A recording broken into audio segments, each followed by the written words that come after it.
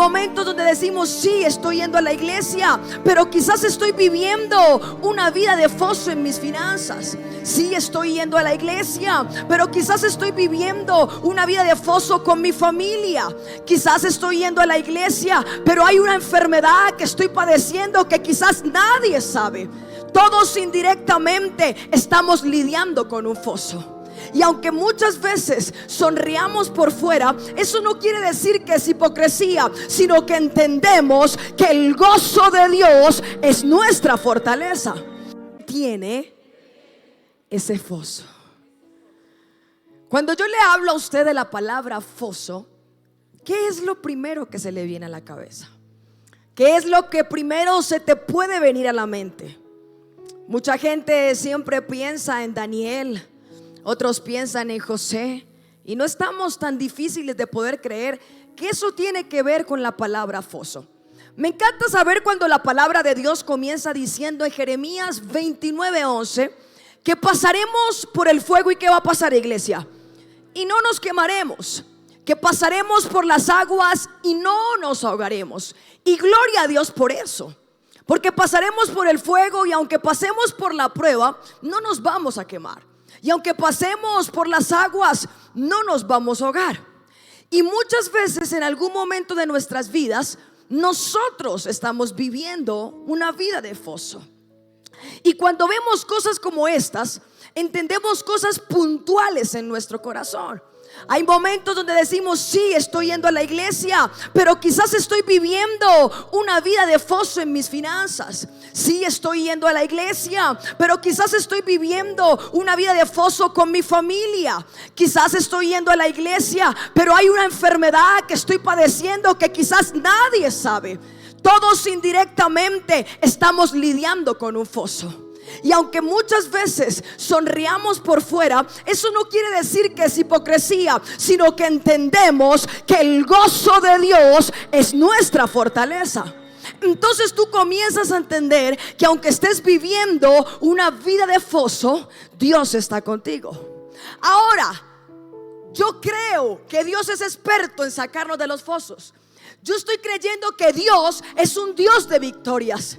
Pero hoy quiero predicarte, sí, que amén, que Él es un Dios de victoria, que Él es un Dios que nos ayuda, que Él es un Dios que siempre está con nosotros, que Él es un Dios que tarde que temprano lo que estás viviendo o lo que estás atravesando va a pasar.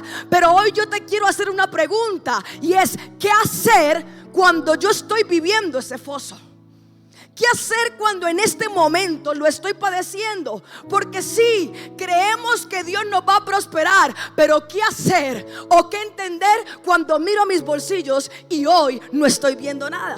Sí, amén, yo creo que Dios sana, pero aún así sigo con el pronóstico de muerte.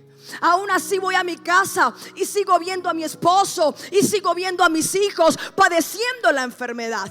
¿Qué hacer cuando estamos viviendo una vida de foso? Cuando entendemos que la victoria de Dios va a venir. Por eso inicié hablándote de Jeremías. Creemos que pasaremos por las aguas y no nos ahogaremos. Amén. Pero ¿qué hacer cuando estoy atravesando las aguas? Porque sí, creemos que no nos vamos a ahogar, pero ¿qué hacer cuando las estoy atravesando? ¿Sabe? Cuando yo hablo del foso, efectivamente me estoy remontando a José, porque José comenzó a vivir una vida de foso. Para ti y para mí no es tan diferente o no es ajena la historia de José, un niño que lo tenía todo. Un niño que tenía las mejores promesas de Dios, amado por su padre, pero odiado por sus hermanos.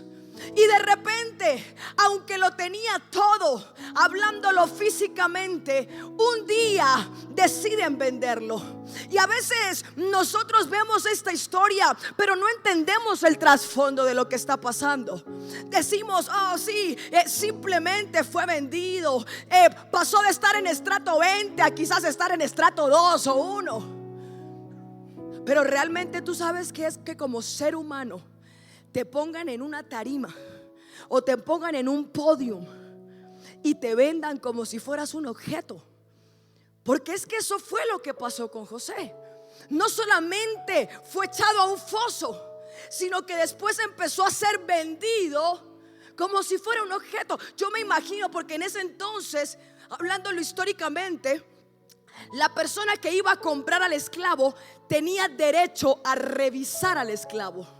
Y yo me imagino en un momento la gente pasando, revisándole los dientes, si los tenía completos, viendo si era un muchacho vigoroso, viendo si tenía la fuerza. Así que después de tenerlo todo en casa, es que esto es lo impresionante, porque esto pasa de un día para otro. Es como si ayer lo tuvieras todo y de un día para otro te están vendiendo como si no fueras nadie, como si no tuvieses precio alguno, porque ¿quién puede tener precio si tú y yo valemos la sangre de Cristo? Nadie tiene derecho a ponerte precio. Y ahí estaba en ese momento José siendo vendido. No solamente está teniendo una crisis física, está teniendo una crisis emocional. Y después de todo esto, Potifar decide en ese momento comprarlo. Pero hay algo en un pasaje que saltó a mi corazón y hoy quiero traértelo en esta mañana. Y se encuentra en Génesis capítulo 39, versículo 2. Génesis capítulo 39, versículo 2. Y dice así la palabra de Dios: mas Jehová estaba con José, y fue varón ¿qué? Próspero. Y estaba en la casa de ¿quién? Estaba en la casa de su amo el egipcio. Y vio su amo que ¿qué? Que Jehová estaba con él, y que todo lo que él hacía, Jehová lo hacía prosperar en su mano. Mire qué tremendo. Porque cuando yo estoy leyendo este pasaje, Potifar lo compra, se lo lleva para su casa y lo pone a trabajar como ¿qué, iglesia? Como esclavo. Cuando yo estoy leyendo este pasaje, José no está en condición de príncipe, José no está en una condición perfecta, José sigue estando en una condición de esclavo. Y cuando José está en condición de esclavo, dice la palabra de Dios: mas Jehová estaba con José, y fue varón ¿qué? Fue varón próspero. Cuando yo veía esto, yo decía: Señor, ¿cómo me vas a decir a mí que José era varón próspero si estaba en condición de foso? ¿Cómo va a ser próspero si estaba en medio de la prueba? Pero lo que está diciendo la palabra es que aún en medio del foso había bendición. Porque algo que tienes que entender en esta mañana, iglesia, es que no se trata del foso, sino de aquel que está en medio del foso. Porque el foso es bendecido a causa de la persona que está dentro del foso. Pasarás por las aguas y no te vas a ahogar. ¿Sabes por qué? Porque Dios va a estar contigo. Y aún en medio de esa calamidad, aún en medio de eso que estés viviendo, Dios irá delante de ti. ¿Qué me gusta ver esto? Y claramente poder entender qué era lo que veía Potifar en José. ¿Qué era lo que estaba viendo para decir: y Jehová estaba con José? Porque aquí hay que entenderlo. Potifar no era un hombre de Dios. Potifar no era un hombre que se congregaba en la iglesia. Potifar tenía muchos dioses. Potifar en algún momento no tenía quizás la revelación que tú hoy y yo podemos tener. Pero aún en medio de eso, dice la palabra que Potifar veía que Jehová estaba con José. La pregunta que hoy te hago, iglesia, es: ¿qué estaba viendo Potifar en José para que dijera que Dios estaba con él? Y que aún la casa de Potifar era, o sea, ¿cuál era la? Yo me imagino en ese momento que aunque él estaba en condición de esclavo, él tenía un gozo que nadie le podía quitar. Regálame ahí por favor la menor, princesa, por favor, eso. Yo me imagino en algún momento, de repente, quizás José agarrando la escoba por allá, trapeando, porque es que era el esclavo de la casa, ¿no? Era el que hacía el aseo, era el que estaba. Y me imagino que de repente estaba: hay muchas formas de alabar tu nombre. Ahí, yéndole con la escoba y de exaltarte, oh Jehová. ¿Cuántos han bailado con la escoba en la casa, limpiando la casa? Ay, usted. Entonces yo me imagino a Potifar viendo y diciendo: venga, este man, ¿qué? O sea, está esclavo, nadie le está pagando, está vendido, está en una tierra extranjera. Pero ¿qué es lo que tiene su semblante? ¿Qué es lo que tiene en él que me está predicando sin ni siquiera hablarme? ¿Sabías que tu mejor predicación es lo que la gente ve en ti? Esa es tu mejor predicación, porque dice la palabra en Corintios que nosotros somos cartas expuestas por Cristo. Hay alguien que te está leyendo, hay alguien que te está viendo. Entonces en ese momento yo me pregunté: ¿qué es lo que realmente podía pasar en la vida de José? Y dice el versículo 4 ahí mismo, el versículo 4 de ahí mismo de Génesis. Dice así la palabra de Dios: así halló José gracia en sus ojos y le servía, y le hizo mayordomo de su casa, y entregó en su poder todo lo que todo lo que tenía. Y aconteció que desde cuando le dio el encargo de su casa y de todo lo que tenía, Jehová bendijo la casa del egipcio. ¿A causa de quién? ¿A causa de quién? Y la bendición de Jehová estaba sobre todo lo que tenía, así en casa como en el campo. Oye, qué tremendo. ¿Sabe qué he aprendido yo? Que nuestra sonrisa no es falsa, sino es el gozo del Espíritu Santo de Dios. Cuando la gente te ve sonriendo, no es algo falso, es que Él se ha vuelto en tu fuerza. Ahora, ¿qué quiero reiterarte en esta mañana? Él seguía en condición de esclavo. Él seguía en condición difíciles. Y quizás tú en esta mañana puedas decirme: pastora Génesis, yo quizás no conozco el lenguaje de la pérdida. Estoy pasando en un tiempo donde no estoy conociendo este lenguaje, que a veces de pronto mis hijos no quieren ir a la iglesia. No estoy conociendo este lenguaje en algún momento de que las cosas no estén pasando como tengan que pasar. Pero aún así, ¿sabe cuál era la frase de José que más me encantaba y con la que iniciamos predicando? Mas Jehová estaba con José. Y esa es la palabra que yo hoy primeramente te quiero imprimir en el corazón. Jehová está contigo. Y si Él está contigo, todo va a estar bien. A pesar de lo que estés atravesando, a pesar de lo que estés viviendo, a pesar de lo que esté en el corazón. Regálame ahí sol, porfa. Ahora regálame do. Eso. Usted puede levantar su manito. Dice conmigo: y ya no soy un esclavo del temor. ¿Yo qué? Y yo soy hijo. Ahora, ¿qué hacer cuando estoy viviendo esa condición de esclavo? ¿Qué hacer cuando estoy viviendo ese foso, Génesis? Porque yo quiero hoy abrirle mi corazón. Muchas veces uno está aquí predicando y hay una condición de foso en nuestras vidas. Y esto no es una perfección. Esto trata de que aún en mi debilidad Él se está fortaleciendo. Indirectamente todos tenemos un desazón en nuestras vidas a veces. Hay algo, hay como un aliño que le está faltando al condimento. Por eso es una de las palabras que más llega a mi corazón, porque yo creo en la victoria. Yo creo que Dios va a hacer. Pero ¿qué hacer cuando aún no ha llegado? ¿Qué hacer cuando estoy en ese dilema mental? ¿Qué hacer cuando estoy en esa lucha? ¿Qué hacer cuando hay días en los que siento que gano, pero hay otros días en los que digo: Dios mío, me está costando levantarme de la cama? Y creo que no soy la única que me pasa. ¿Qué hacer cuando siento que gano la batalla? Pero ¿qué hacer cuando hay días en que mi corazón no quiere continuar y le cuesta creer en las promesas de Dios, aunque a veces hasta no las sabemos de memoria? Así que lo primero que yo puedo decirte que puedes hacer, iglesia, es reclama la presencia de Dios.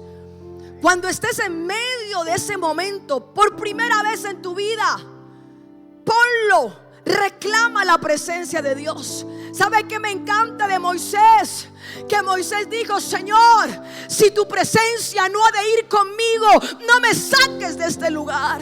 Si hay algo que como iglesia tenemos que hacer, es decirle: Señor, a mí me puede dejar todo el mundo, pero que jamás me dejes tú. Si tu presencia no va conmigo, yo no quiero ir a ningún lado. Hay una iglesia que en esta mañana puede decir eso: si tu presencia, Dios, no ha de ir conmigo, no me saques de este lugar. ¿Sabe lo que estaba en ese momento hablando Moisés? Moisés estaba hablando de una dependencia. Dígale a la persona que tiene a su lado: dependencia. A veces somos expertos en ser independientes. Y si hubo algo que despegó a Adán y Eva del Edén, ese fue la independencia a Dios. Pero segundo, en medio de reclamar la presencia de Dios, un segundo ejemplo está la vida de David. Y cuando yo veo esto, a veces escuchamos palabras como David, el hombre conforme al corazón de Dios. Y cuando yo leo la palabra, yo digo: pero ¿cómo así que el hombre conforme al corazón de Dios? Si fue un hombre que no solamente deseó a la mujer de su amigo, sino que para poderla tener también lo mató. O sea, ¿cómo me puedes decir que este hombre es conforme al corazón de Dios? ¿Y sabes por qué la palabra es tan puntual en decirlo? Porque en el Salmo 51, para mí una de las mejores canciones que tiene la Biblia, dice que ese salmo fue escrito después de que David pecó con Betsabé, y cuando todo el mundo se enteró lo que el rey David había hecho. ¿Y sabe lo que dice la palabra de Dios?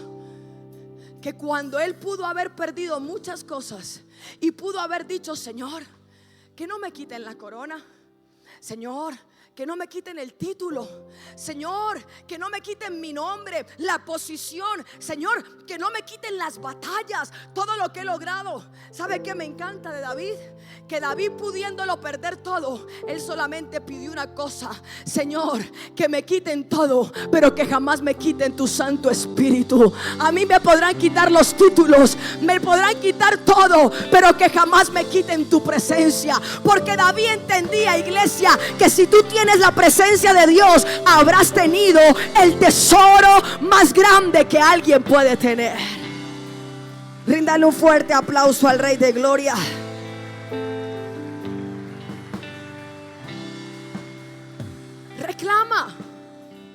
Reclama la presencia de Dios, aún en medio de lo que estés atravesando, aún en medio de lo que estés viviendo. Reclama la presencia de Dios.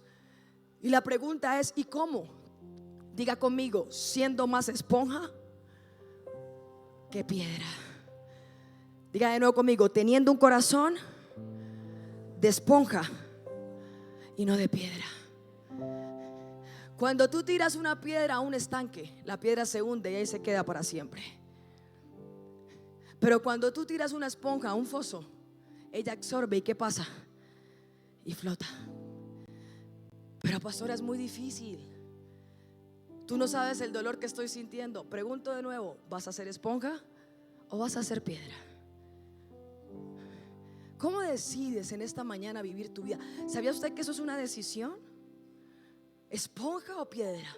Porque al final de todo te darás cuenta que el único perjudicado en todo serás tú. Y por eso es importante decir: Señor, aún en medio de este foso, así como José, yo decido ser más esponja que piedra.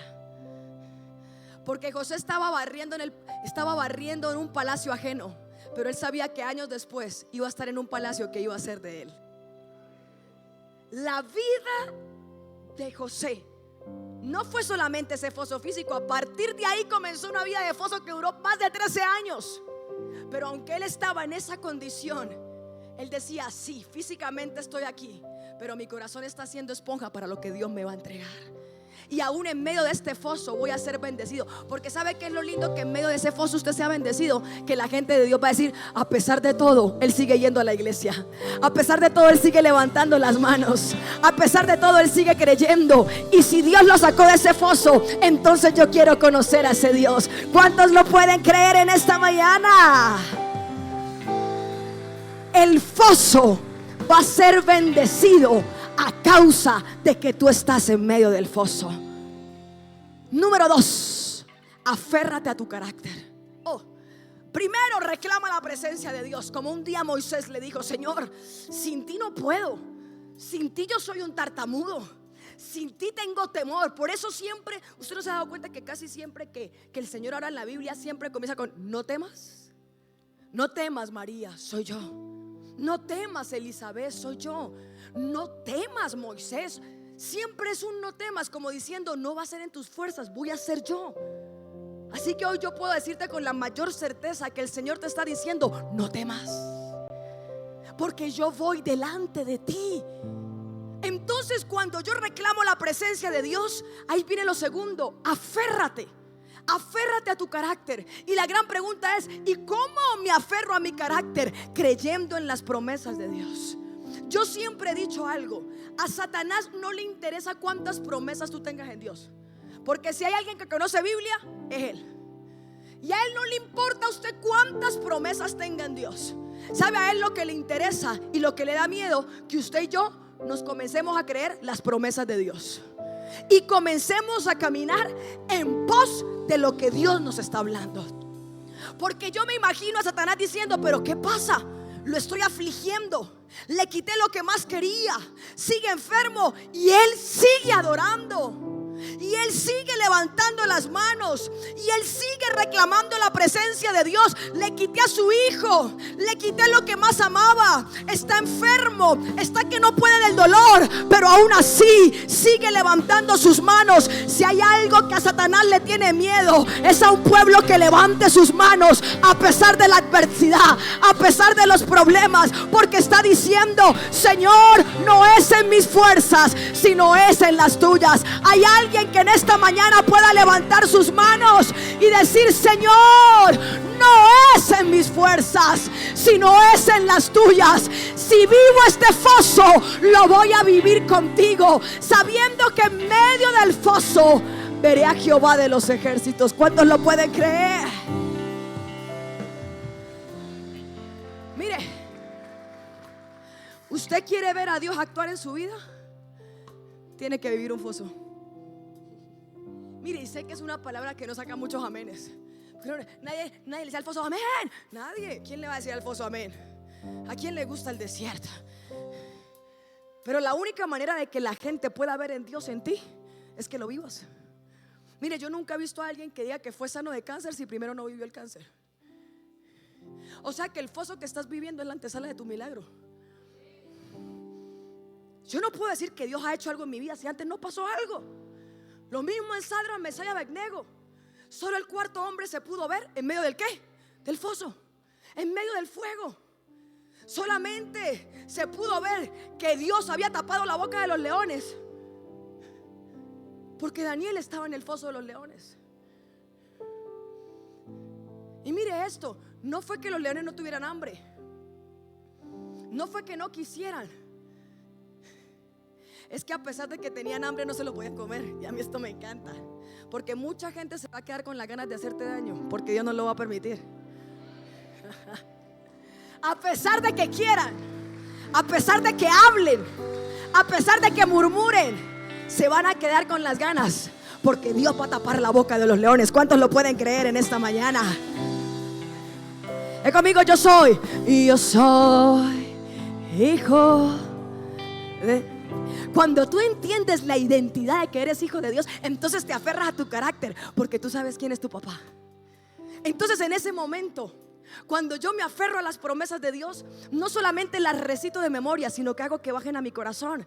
Entonces cuando la voz de la angustia viene y te dice: oye, tú estás solo, entonces tú dices: no, la palabra de Dios dice: no te dejaré, jamás te desampararé. Y cuando venga de nuevo la voz: pero mira, al final no se sanó, Al final Dios no ha hecho nada. Aunque pase por valle de sombra y de muerte, yo no voy a temer mal alguno. Pero mira, si todos están en contra tuyo, nadie está creyendo en ti, aunque un ejército acampe contra mí, no temerá mi corazón. Pero mira, esa deuda es impagable. Mi Dios pues suplirá todo lo que falte conforme a sus riquezas en gloria. Pero ¿por qué esperas? ¿Para qué esperas? Oh alma mía, espera en Dios, espera en Dios, porque aún he de alabarle. Eso es aferrarse al carácter. No solamente recitarla, sino que esa palabra baje a mi corazón. Mira, no está mal sentir miedo, somos humanos. No está mal sentirnos tristes, somos humanos, lloramos. Podemos sentir temor, podemos sentir miedo. Pero aún en medio del miedo, tú decides si el miedo o te paraliza o te lleva al nivel que Dios te quiere entregar. Por eso la palabra dice: pasarás. Mire, me encanta tanto esa palabra. Y qué lindo que al iniciar hablaste del Salmo 23. Porque cuando habla de pasarás, lo que está diciendo es que es algo transitorio. Y a veces no entendemos. Pasarás no te está diciendo que tú vivas, ni que tú habites, ni que estés siempre ahí, sino que simplemente pasarás, pero que Él va a estar contigo. Número 3, manifiesta tu dolor en la oración. Y esta es uno de los que más me gusta, porque a veces se nos ha dicho o nos han hecho creer que no, que siempre tienes que ser fuerte, que tú tienes que poder con todo.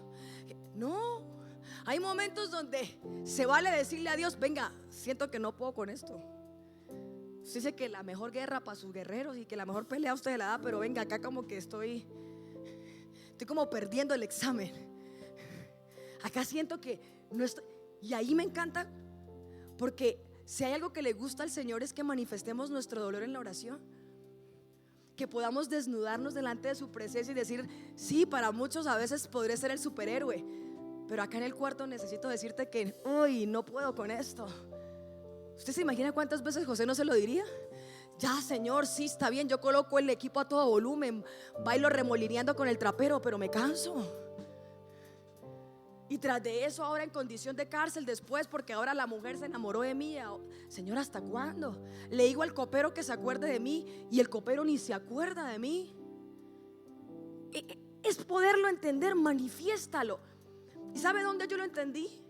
Cuando Elías está en la cueva y en un momento Dios llega en medio de la cueva. Porque algo que yo he entendido y algo que me hace amar al Señor con todo mi corazón es que Él me ama cuando yo estoy en las montañas, pero Él también me ama cuando yo estoy en los valles.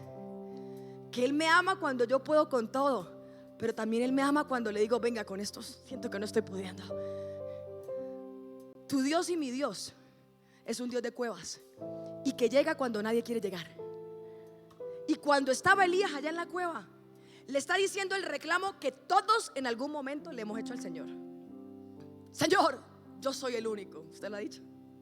Es que esto solamente me está pasando a mí. Yo soy el único que estoy yo fui el único que me levanté por Israel. Yo soy el único que estoy levantando. Yo soy el único, yo soy el único. Y cuando Él le está diciendo eso, llega, ¿sabe qué me gusta? Que dice que no llegó en el estruendo ni en el alboroto. Llegó como un ¿qué? Como un silbo apacible. Y le dijo: Elías, ¿qué estás haciendo ahí? ¿Sabe por qué Dios llega? Porque hay un hombre que está manifestando su dolor en la oración, que le está diciendo cómo se siente, que sí, que el día antes había hecho descender fuego del cielo, había matado a más de 850 Baales, profetas, pero que al otro día ya no era ese superhéroe y que se sentía débil. Porque algo que tienes que entender en esta mañana es que en tu debilidad Él se fortalece. Es más, hoy el Señor te está diciendo: cuéntamela. Has sido fuerte por mucho tiempo, pero hay momentos en que yo te quiero cargar en mis brazos. Y que manifestar el dolor en la oración no te hace menos espiritual. ¿Quién te dijo esa mentira? Cuando manifiestas tu dolor es cuando comienzas a ser sano. Mire, una herida jamás se tapa. Si tú quieres que tu herida sea sana, tienes que destapártela. Cuando tú vas a un doctor y le dices: doctor, me raspé toda la pierna derecha, ¿qué te va a decir el doctor? Muéstremela. No, la tengo vendada. Nunca le va a sanar si se la venda. Para curársela tenemos que ¿qué? Entonces, ¿por qué escondemos nuestras heridas? ¿Sabe qué me gusta de José? Que cuando se enfrentó a sus hermanos, dice la palabra más adelante, que él lloró delante de ellos. Uno diría: uy, eso es debilidad. Porque, ¿sabe lo que les estaba diciendo? Les destapo mi herida para que pueda ser sana. Me dolió lo que me hicieron, pero todo eso Dios lo utilizó para mi bien. Sácalo, manifiesta tu dolor, para que realmente el bálsamo del Espíritu Santo pueda sanarlo. Y número 4, apóyate en la familia espiritual. Mire, yo siempre he dicho que uno nunca elige la familia en donde uno nació, porque es verdad, tú no elegiste a tus papás ni tus hermanos. Fue algo que Dios los predestinó de esa manera. Pero uno sí elige la iglesia donde uno asiste. Uno sí elige los pastores que tiene, aunque a veces te quieras ir, pero los elegiste. Y por alguna razón los elegiste, porque es cuestión de ¿qué? De elección. Y cuando pases por momentos así, es importante que puedas decir: este momento es difícil, tengo que apoyarme en alguien. Mira, yo nunca lo había entendido tanto esta palabra como este año, en septiembre. Recuerdo que yo me encontraba viajando, no estaba ministrando, y estaba bastante lejos de Colombia. Imagínense, yo estaba en Turquía, pero estaba conociendo. Y cuando estoy allá, yo recibo una llamada. Y cuando yo recibo esta llamada, era la voz entrecortada de mi mamá. Y yo: mamá, ¿te pasó algo? Y hubo un silencio. En eso la llamada se cortó y yo obviamente desesperadamente traté de buscar las maneras de volver a llamar. La llamada no pudo entrar. Yo tuve que regresar a Colombia. Pero cuando regresé a Colombia, yo no regresé de una vez a Cúcuta, sino yo tuve que pasar por Cartagena, porque sí tenía que predicar y tenía que ministrar. Y recuerdo que cuando llegué, lo primero que hice fue llamar, porque ya podía, pero la llamada no me caía su número colombiano. Y yo: ¿pero qué pasa? Y llamé a mi papá y no me contestaba. Así que recuerdo que estoy en el dominical y estoy justamente sentada a punto de pasar a predicar. Recuerdo que era un domingo. Y cuando yo estoy a punto, yo veo que un mensaje, usted sabe que no sé cuántos acá tienen la costumbre de que en el WhatsApp tienen el grupo de la familia, ¿no? La familia. Y en el WhatsApp de la familia, pero de la parte de Venezuela, llegó un mensaje que yo no alcancé a leer, pero solamente abrí antes de que me pasaran a predicar. Y lo que simplemente leí fue: la abuela está muy mal. No pasó. Yo me monté a predicar, prediqué. Pero como hoy tenía 2 servicios a cargo, me bajé del primero. Y cuando me bajo voy a leer. Y efectivamente mi abuela por parte materna había sufrido un ACV fuertísimo. Tan fuerte que en estos momentos yo tengo más de 3 meses que no estoy con mi mamá, porque mamá está cuidando a la abuela, que está en un estado prácticamente ya, por decirlo así, casi que vegetal, porque no ha podido despertar de ese ACV y su alimentación prácticamente que toca intravenoso. Y en ese momento, claro, uno queda en shock, porque uno dice: Dios mío, ¿en qué momento pasó todo eso y yo no estaba? Y en eso, a continuación, subo a predicar. La siguiente predica. Y dice: ¿y cómo predico ahora, no? Que uno, indirectamente uno siente. Pude sentir el desazón de que antes de pasar llamé a mamá. Lloramos las 2 por el teléfono. Mi mamá me contó lo que estaba pasando. No sé de dónde saqué fuerza y oré por ella y le dije: vamos, mamá, muchas veces tú me has levantado los brazos, ahora es mi turno de yo levantártelos como hija, a pesar del proceso. Y en estos 3 meses, quien llama, quien está, vamos, mamá, porque no es fácil. Una cosa es que alguien parta y está bien, duele, pero otra cosa es que tú vayas viendo que la persona se está deteriorando y tú estás ahí y viendo que nada pasa, o si se la lleva o si se queda. Y yo decía: qué tremendo, Porque aún en medio de ese foso, Dios quiere estar con nosotros. Dios quiere fortalecernos. Y en medio de ese foso, eso no puede impedir que tú no puedas ser bendición para otra persona. Y en medio de eso, regresando del vuelo que tenía para Cúcuta, se me da por querer ver, no sé, yo digo que para mí son cosas de Dios, porque muchas veces creemos que siempre Dios nos habla a través de la palabra, y amén, yo lo creo. Yo no estoy diciendo que no siempre nos habla, pero hay momentos donde Él utiliza lo que usted menos cree para hablarle. Así como una vez utilizó a la burra de Balaam para que hablara. Ese es Dios. Y yo estoy allí en medio del avión y me da por seleccionar una película que ya me había visto. No sé si alguna vez usted se la ha visto. La película se llama En búsqueda de la felicidad. Es la película de Will Smith con su hijo pequeño, que justamente la están protagonizando. Fue un hit en un momento y ya yo me la había visto. Pero cuando estoy ahí viéndomela, en un momento de la película, usted sabe que a Will Smith, y al que no se la ha visto, más o menos quiero meterlo en contexto.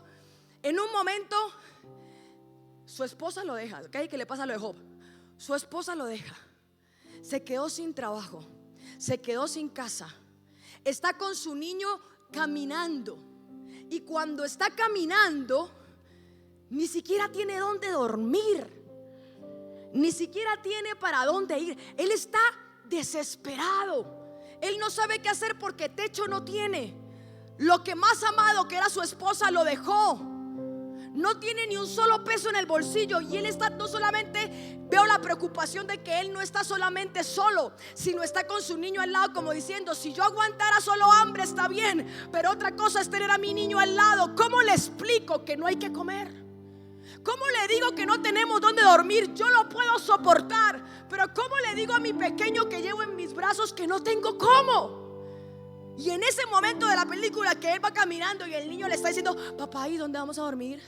¿Y hoy qué vamos a hacer? Él está, dice que en ese momento entró a una iglesia. Y cuando entra a la iglesia está el reverendo dando una palabra. Y yo estoy ahí en pleno avión viendo, ¿no?, con mis audífonos. Y el reverendo da esta palabra y dice: todos tenemos que lidiar con montañas. Las montañas son el camino al Señor.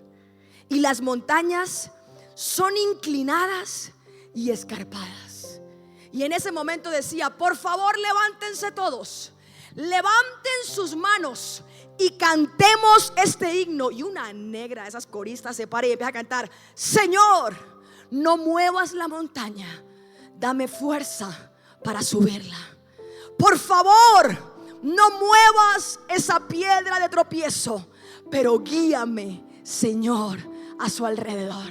En esos momentos Will Smith levantó al niño, lo tomó en sus brazos y comenzó a cantar: Señor, no muevas la montaña, pero dame la fuerza para subirla.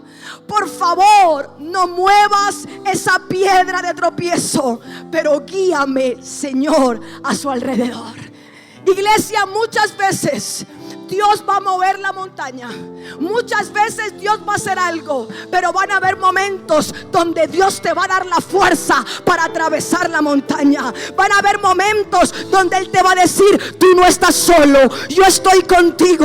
Y a pesar de la montaña, yo te fortalezco para decirte: vas a atravesar la montaña, pero la vas a atravesar en victoria, y yo voy a estar contigo. Sí, hay momentos donde el milagro se hará y gloria a Dios, pero hay momentos que si no se está dando, Él te va a dar la fuerza para atravesarla y te va a decir: camina. Y en ese momento yo comencé a llorar y a decir: amén. Quizás pase o no pase, pero Señor, tú sigues siendo Dios, y yo te amo por encima de cualquier cosa. La levantes o no la levantes de la cama,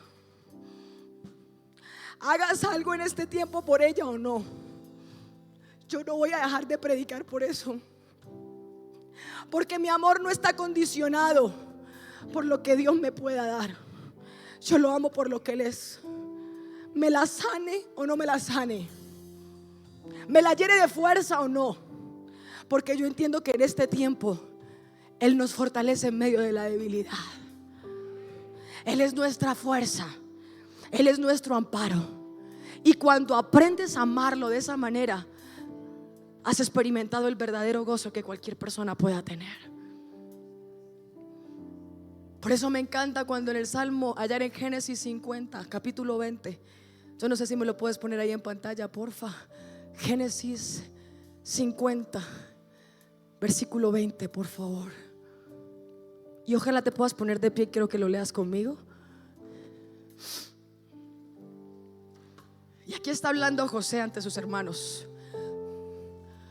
Vosotros pensaste mal contra mí, le está diciendo a ellos, mas Dios lo encaminó a mi bien, para hacer lo que vemos hoy, para mantener en vida mucho pueblo.